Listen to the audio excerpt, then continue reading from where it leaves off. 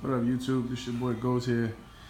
It's my first motor blog on motorcycles and motorcycle riding and gear and stuff like that. And what you should start out on.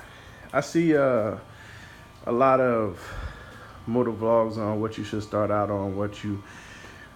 Man, I'm gonna say this. You start out on what you want to start out on. This here is my first baby right here.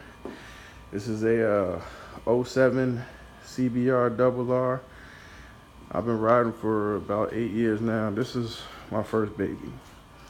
Shout out to, Cycle Cruiser, Night Rider, uh, Two-Wheel Donkey. That's my homegirl. I like your videos. But Cycle Cruiser, you have owned every freaking CBR to the world, starting out from the 250. Me, this is my six right here. This is what I started on. I started on the six, Super Sport. I tell everybody the same thing. This is my other baby right there. I tell everybody the same thing, man. If you want to start out on a six or like Night Rider, you started out on the Booster. Do what you feel. Do what you feel. Just know that one, always wear your gear. Two, you control the throttle, a steady throttle hand that comes with experience and stuff like that. So that's up to you. Let me step back, get it both view of both bikes. Here's the thing about starting on the 600. That's enough power for the street. I always said that, which is why I kept my six for so long. And it wasn't until, I want to say about a year ago, I wanted to get something a little bigger. Not so many people jump to the Booster here. This is a 08 Gen 2 Booster. She's a beast. I'm gonna just tell you that. And for those who start out on something this powerful, my goodness. I mean, Night Rider, shout out to you for doing that. But not too many people jump from a 6 to a 13. This is 1340. Not too many people do that. That come with experience and just all out nerve. Just knowing that you control the throttle on your bikes. A lot of people don't realize too that if you start out on a CBR or a 6 or a Gixxer that's a 6, or if you start out on a 6, that's all well and good, man. Don't try to ride above your means and impress everybody else by getting something bigger because you see everybody else on a bigger bike. Get familiar with the bike. I'll tell you that. Another thing too, I don't recommend buying brand new bikes for new riders. Always get a used bike first. Craigslist, I'm really not a fan of buying a bike from, but if you get a bike from Craigslist, to each his own. Just make sure you get it all checked out and ready to go. I bought my 6 off of a military guy a couple years ago. I had a bike checked out and everything checked out fine. And she's been a trooper the whole way through. Never had an issue with her. Always keep the maintenance up on her. And full coverage. I'll say that another thing for new riders. Full coverage on your bikes.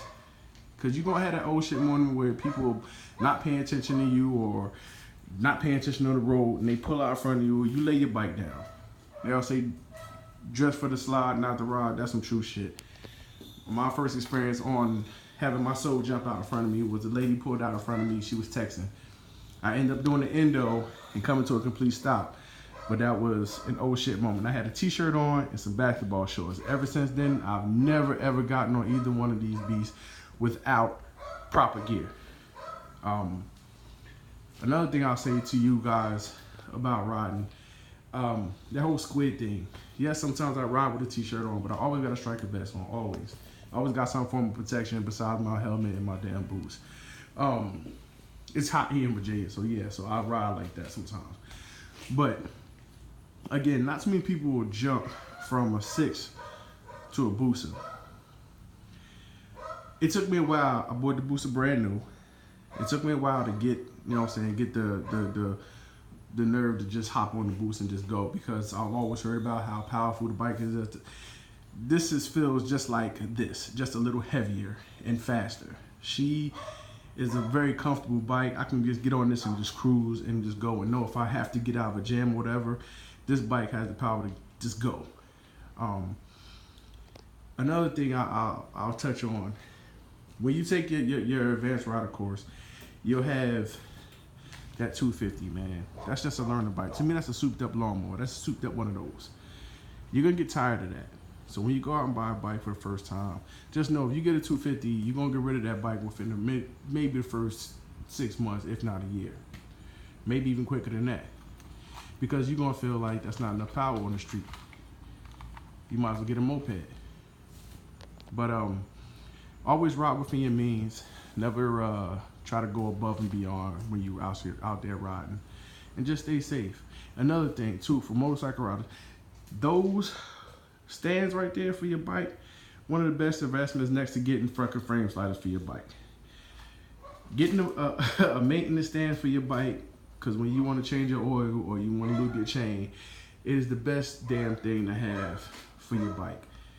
Best thing for your bike. Getting maintenance stands.